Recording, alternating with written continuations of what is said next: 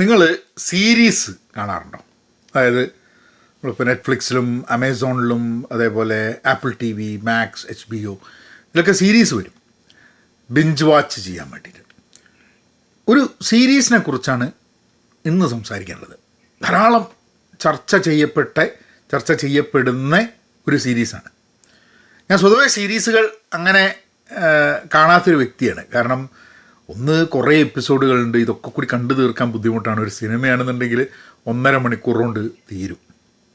Severance എന്ന് പറഞ്ഞു കഴിഞ്ഞാൽ മുറിച്ച് മാറ്റുക എന്നുള്ളതാണ്. ഇപ്പോൾ ഒരു കമ്പനിയിൽ ജോലി എടുക്കുന്ന സമയത്ത് നമുക്ക് സെവറൻസ് പാക്കേജ് കിട്ടും. അതായത് കമ്പനിയിലെ ആൾക്കാരെ പിരിച്ചു വിടുന്ന സമയത്ത് based on the years of experience you would get a severance package. ഇതിൽ സെവറൻസ് എന്ന് പറയുന്നത് ആക്ച്വലി സെവർ ചെയ്യുക, മുറിച്ച് മാറ്റുക എന്നുള്ള അർത്ഥത്തിൽ തന്നെയാണ്. അപ്പം ലൂമിൻ എന്ന് പറഞ്ഞൊരു കമ്പനി ഉണ്ട്. ആ കമ്പനിയിൽ സെവേർഡ് വർക്കേഴ്സ് ഉണ്ട്. അതായത് അവരൊരു പ്രൊസീജിയറിൽ കൂടെ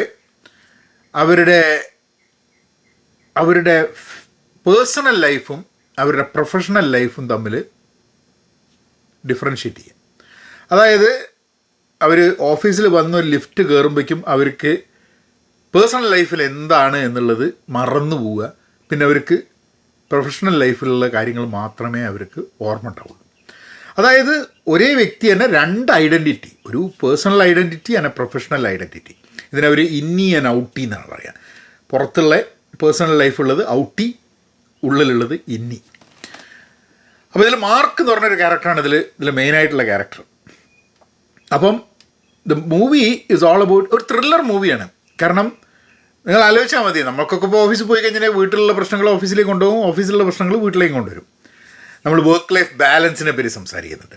അപ്പോൾ ആ കോൺസെപ്റ്റ്സിനെ, work life balance, bringing your whole self to the work, ഇങ്ങനത്തെ കുറേ കോൺസെപ്റ്റ്സിനെ ഒരു ത്രില്ലർ സിനിമയിലൂടെ ഭയങ്കര എൻഗേജിങ് ആയിട്ട് ഇവരെടുത്തിട്ടുണ്ട്. സ്വതവേ ഈ സീരീസുകൾ ഇപ്പം പല സീസൺസായി വരുന്ന സീരീസ് ആണെങ്കിലും ലിമിറ്റഡ് സീരീസ് എന്ന് വരുന്നതാണെങ്കിലും എല്ലാം ഒരൊറ്റടിക്കുക വരും. ഇപ്പം നെറ്റ്ഫ്ലിക്സിലും ആമസോണിലൊക്കെ 8 എപ്പിസോഡ് വരും. ആപ്പിളിൽ ഇറ്റ് കംസ് എവറി വീക്ക്. പണ്ടൊക്കെ നമ്മളെ ഈ സീരീസ് കാണുന്ന മാതിരി എല്ലാ ആഴ്ചയും കാത്തിരിക്കുകയാണല്ലോ നമ്മൾ ഒരു എപ്പിസോഡിന് വേണ്ടിയിട്ട്. അങ്ങനെയാണ് ആപ്പിളിൽ വരിക. അപ്പോൾ 10 ആഴ്ചയായിട്ട് 10 എപ്പിസോഡ് വരിക ചെയ്യാം.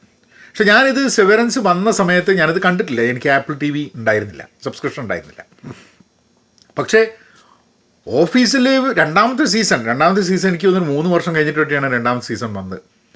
പക്ഷേ രണ്ടാമത്തെ സീസൺ വന്നപ്പോൾ ആൾക്കാർ അതിങ്ങനെ വെയിറ്റ് ചെയ്തുകൊണ്ടിരിക്കുക. അപ്പോൾ ഞാൻ ഫസ്റ്റ് സീസണും കാണാത്തതുകൊണ്ട് ഐ ഡിഡ്ന്റ് റിയലി ബോദർ. അപ്പോൾ ഓഫീസിലൊക്കെ ഇതിൻ്റെ ചർച്ച അങ്ങനെ നടക്കുന്നുണ്ട്. ആൻഡ് ആൾക്കാരൊക്കെ എന്നെ സെവറൻസ് ഷെയിം ചെയ്യാൻ തുടങ്ങി.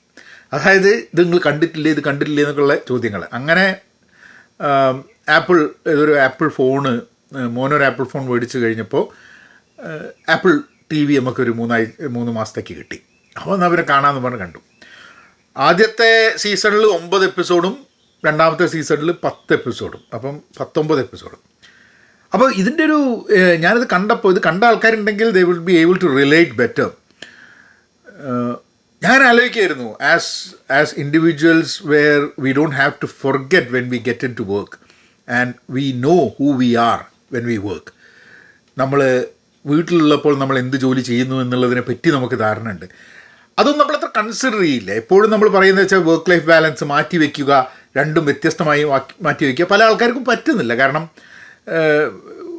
വീട്ടിലെ ചിന്തകൾ വർക്കിലും, വർക്കിൻ്റെ ചിന്തകൾ വീട്ടിലും വന്നു കഴിഞ്ഞാൽ എനിക്കൊക്കെ എന്ന് പറഞ്ഞാൽ ഭയങ്കര ക്രോസ് കണക്ഷനിലാണ് ഈ ജീവിതം കംപ്ലീറ്റ് കിടക്കുന്നത്. അപ്പോൾ ഇത് ഒരു ഓപ്പറേഷൻ വഴി, ഒരു പ്രൊസീജിയർ വഴി ഇങ്ങനെ ഒരു സെവറൻസ് ചെയ്തിട്ട്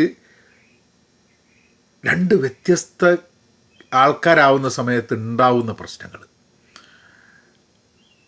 ഹൂ ആർ യു എന്നുള്ളൊരു ചോദ്യം ഭയങ്കര റെലവൻ്റ് ആയിട്ടുള്ള ചോദ്യമാണ്. കാരണം ഇപ്പം ഞാൻ സെവേർഡ് ആണെന്നുണ്ടെങ്കിൽ ഞാൻ ഓഫീസിൽ പോണ സമയത്ത് എൻ്റെ പുറത്ത് എൻ്റെ ജീവിതത്തിൽ എനിക്ക് ബന്ധമുള്ള ആൾക്കാരൊക്കെ അവരെ സംബന്ധിച്ചിടത്തോളം I am the same person. The moment I am a severed person, the moment I get to office I am a different person.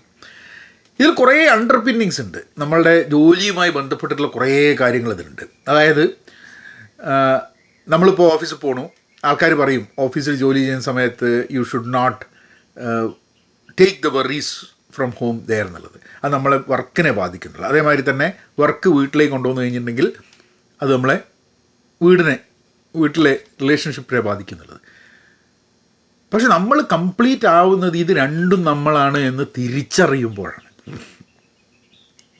എല്ലാ ദിവസവും വൈകുന്നേരം ഓഫീസിൻ്റെ കാര്യം മറക്കുകയും രാവിലെ ഓഫീസിലേക്ക് കയറുമ്പോൾ വീട്ടിൻ്റെ കാര്യവും മറക്കുകയും ചെയ്യുക എന്ന് പറഞ്ഞു കഴിഞ്ഞാൽ അതാദ്യം ഇത് കണ്ടു തുടങ്ങിയപ്പോൾ എനിക്കത് ഫീൽ ചെയ്തില്ല. പക്ഷേ as the series started going even after the series was done,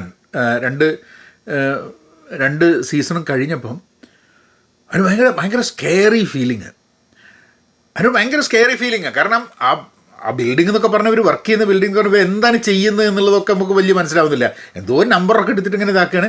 ഒരു തീരെ കളർഫുൾ അല്ലാത്ത ഭയങ്കര സ്റ്റൈലായിട്ടുള്ളൊരു ജോലിയുമായിട്ടാണ് ഇവരുടേത്. കമ്പ്യൂട്ടറിൽ ഇങ്ങനെ ഓരോ നമ്പറുകൾ കണ്ടെത്തുക, എന്തോ സം ഡേറ്റ ആക്ടിവിറ്റിയാണ്. അതിൽ പല ഡിപ്പാർട്ട്മെൻറ്റിൽ ആൾക്കാരുണ്ട്. കുറേ വിയേർഡാണ് അവിടെയുള്ള കാര്യങ്ങൾ. അപ്പം ഇതിൽ HR പോളിസി, അതുപോലെ തന്നെ എങ്ങനെ മോട്ടിവേറ്റ് ചെയ്യും എംപ്ലോയീസിനെ, ബോണസ്, പേർക്സ്, ഇങ്ങനത്തെ കുറേ കോൺസെപ്റ്റ്സ് ഉണ്ട്. നമ്മൾ സാധാരണ കോർപ്പറേറ്റ് ലൈഫിൽ ഉണ്ടാകുന്ന സാധനങ്ങളൊക്കെ ഇങ്ങനൊരു വിയേർഡായിട്ടുള്ളൊരു സിറ്റുവേഷനിൽ അവരത് എക്സ്പ്ലെയിൻ ചെയ്യണം. ഞാനത് ഞാൻ ആദ്യം കാണാൻ തുടങ്ങിയൊരു 2 എപ്പിസോഡ് കഴിഞ്ഞപ്പോൾ തന്നെ നീങ്ങണില്ല എന്നുള്ള പ്രശ്നം. അതാണ് ഒരു സീരീസ് കാണുമ്പോൾ എപ്പോഴും എൻ്റെ ഒരു വിഷമം അതാണ്. പക്ഷേ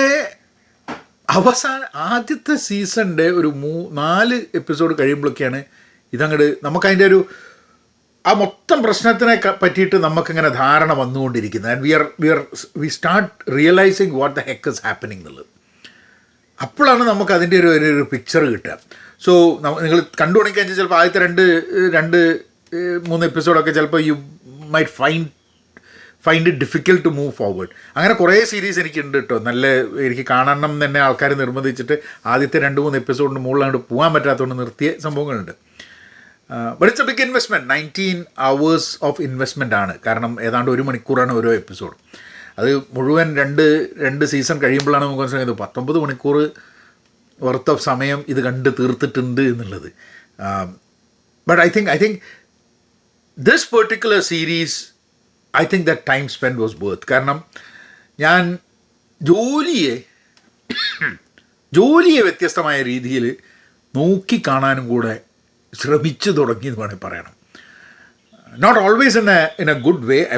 There are also some negative feelings that comes to me when I look at the entire work-life balance and everything after watching Severance.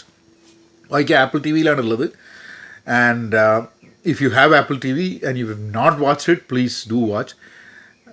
ഇവിടെ നമ്മളെ ചാനൽ കാണുന്ന ഒരാൾ പറഞ്ഞാണ് നിങ്ങൾ സീരീസിനെ പറ്റിയും കൂടെ സംസാരിക്കണം എന്നുള്ളത്. അതാണ് ഇപ്രാവശ്യം ഒന്ന് സീരീസ് ഒന്ന് ഇൻട്രൊഡ്യൂസ് ചെയ്യാൻ വിചാരിച്ചത്. There are other series that I've watched, so I will definitely talk about that in the coming days. നബനായനേക്കാം.